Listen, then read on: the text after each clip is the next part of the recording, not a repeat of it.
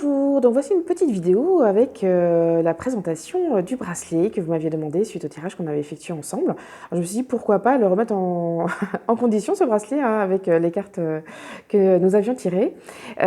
Donc le voici ce beau bracelet. Donc on va avoir du rubis sursoisi, de la cornaline, de la pierre de lave, la bradorite et du quartz rose avec ses jolies ailes d'ange.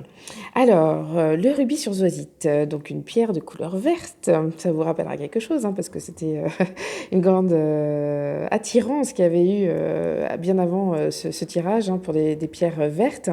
Et donc, le rubis sursoisite, on a du vert et on a aussi une partie donc pour le rubis qui sera plus dans les bordeaux. Alors le rubis sursoisite, c'est une invitation à lâcher le mental et à aller se connecter à son cœur pour les prises de décision au quotidien. Le rubis sursoisite, donc la partie plus rouge, est une pierre qui rattache, enfin c'est une pierre qui est rattachée le rubis au premier chakra. C'est une pierre d'ancrage évidemment et c'est aussi une pierre qui nous invite à nous connecter à nos besoins entre guillemets primaires. Donc là, on est vraiment dans l'idée de lâcher le mental, de revenir à son cœur pour les prises au quotidien, de décisions au quotidien, avec un très très bel ancrage et surtout une écoute aussi de nos besoins profonds. Alors, on va revenir sur la dernière carte que nous avions tirée, hein, la lettre hébraïque Resh, qui a pour message la richesse du cœur, donc effectivement cet aspect de lâcher prise et de se reconnecter à son cœur, à la source, puis avec un magnifique verre, donc c'est vrai qu'elle avait, une très belle résonance, cette dernière carte que nous avions tirée ensemble. Donc là, on est vraiment dans ce message de se reconnecter à son cœur. Et si on reprend un petit peu l'ensemble des cartes qui sont présentes, on avait ici la première carte tirée qui était l'invitation à aller visiter les parts d'ombre, à bien en prendre conscience, donc à les observer, hein, comme on voit ici, pour un petit peu arriver à une complétude et à éviter cet aspect turbulence hein, qui était aussi présente sur la deuxième carte. Et on avait l'activation du troisième œil. Alors évidemment, celle-là, on ne parle pas de mental, mais on parle vraiment de la perception juste, au-delà des croyances, au-delà des interprétations, des projections qu'on peut faire sur les événements qui se déroulent autour de nous ou que l'on peut avoir auprès du regard que nous avons sur aussi les personnes qui nous entourent. Donc là, c'est vraiment cette invitation à prendre du recul, à lâcher le mental et être vraiment dans l'observation de tout ce qui émane pour être dans la justesse de l'expression, aussi bien des actes que de nos échanges avec l'entourage. Donc là, on est vraiment sur cet aspect aussi d'invitation de lâcher le mental et de revenir à son cœur et à être en présence. Au niveau de ce cœur, cette expansion de cœur. Donc là, après, nous allons avoir donc la cornaline. Alors la cornaline, c'est une énergie féminine, c'est une pierre qui est rattachée au deuxième chakra, à l'aspect aussi création, on y reviendra. Donc là, on va retrouver hein, quand même sur le démarrage du bracelet, on a quand même 3 pierres qui sont des pierres quand même d'ancrage, hein, avec la pierre de lave et le rubis sursoisite. Et la cornaline, je trouvais ça très intéressant qu'elle vienne à moi parce qu'on avait eu ce tirage du guerrier hein, qui était l'archétype qui avait une très très grande résonance par rapport à votre personnalité et puis avec aussi ce qui se passait dans votre vie en ce moment de façon générale. Mais bon, c'est vrai que le guerrier fait partie de nous. Mais le guerrier, voilà, c'est aussi la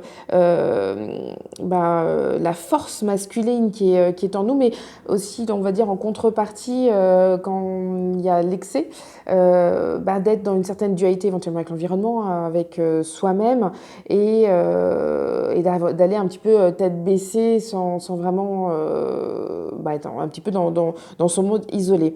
Donc l'idée de la cornaline, cette invitation, je trouvais ça très intéressante, c'est d'aller trouver en nous cet équilibre pour être dans le positionnement du guerrier pacifique, donc l'équilibre de l'énergie masculine, féminine, yin yang, bon tout ça, on connaît ces images, mais de s'appuyer sur le guerrier, l'énergie masculine pour pouvoir amener notre projet de vie à s'instaurer, à s'installer, et en même temps avoir cette douceur, cette présence à soi, avec cette énergie féminine qui nous amène à nous guider avec justesse et finesse. Donc cette connexion aux guerriers pacifiques. Donc très intéressante que la corneline se soit présentée effectivement dans cette idée de bracelet. Après, donc nous avons la pierre de lave, donc cette fameuse pierre volcanique qui amène une certaine force hein, en résonance avec notre guerrier, et aussi qui est rattachée au plexus solaire dans l'aspect joie.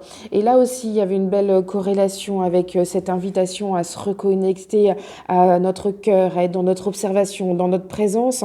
C'est que finalement, lorsqu'on prend une décision avec le mental, c'est quelque chose qui va être très schématique. Voilà. Quand on prend une décision par le cœur, c'est quelque chose qui nous fait vibrer. Il y a toujours la joie qui vient en même temps. Donc là, c'est une pierre qui va réactiver voilà, l'invitation de bien écouter notre joie, qui est un indicateur d'être, entre guillemets, au bon endroit, être dans la bonne action juste. Là, nous avons donc la labradorite. Hein, c'est une pierre qui est connue pour être une pierre de protection qui va interagir sur tous nos corps. C'est vrai que par rapport à la situation actuelle, je trouve ça très intéressant d'avoir une pierre qui nous invite d'être toujours en vigilance par rapport à notre protection, évidemment. C'est pas elle qui va vous protégée en tant que telle, mais par contre elle va stimuler effectivement cette vigilance lors de l'échange avec l'autre, dans notre environnement, à être toujours en présence et à ne pas laisser fuiter notre énergie. On en avait parlé hein, entre autres de personnes qui pouvaient vampiriser les énergies, parce que c'est quelque chose qui est assez intéressant à voir. Du coup on a une déperdition de nous-mêmes, et la justesse c'est d'être toujours dans cette énergie globale sans laisser l'autre la récupérer, quoi. Hein, c'est vraiment cette idée-là.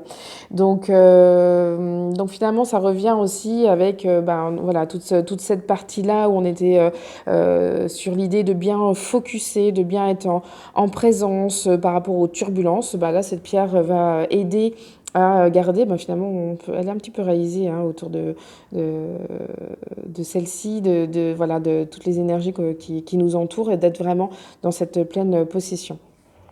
Après, nous avons le quartz rose, donc pierre qui est liée au chakra du cœur.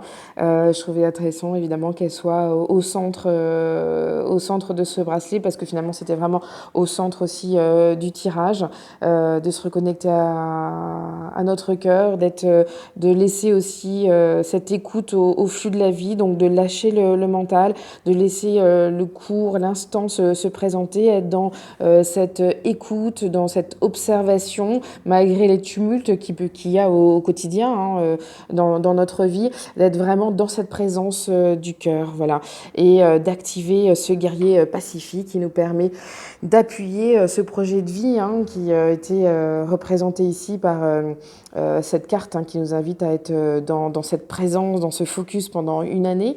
Bon, et pas que, hein, mais vraiment d'être dans la présence du cœur, dans cette force du guerrier pacifique, pour pouvoir mener, focuser tous les projets du quotidien.